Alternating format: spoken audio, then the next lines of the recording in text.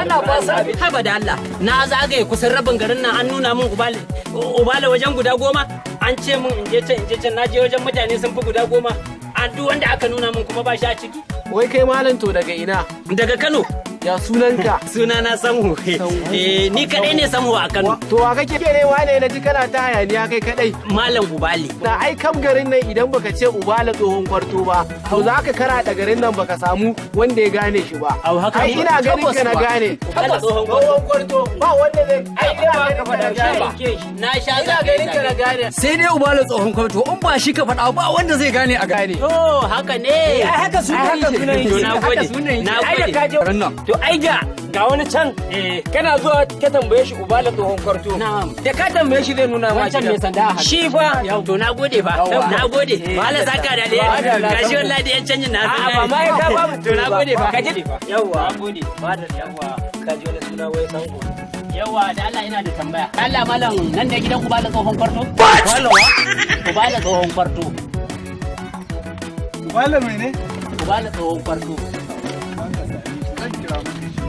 Yawwa da Allah a ce mai na zo. Ya Allah. Ya Allah. Ya Allah. Ya Allah. Baka san babana ne shi ba? Au to dama babanka ne? To Allah ya isa. Ka ce ne? Allah ya isa. Ka ce ne? Allah ya isa. Wannan wayo ne wannan ai. Ya fada kuma. Ya fada kwata. Kai. Ya fada kuma. Wayo Allah na. Malam baka same shi wane?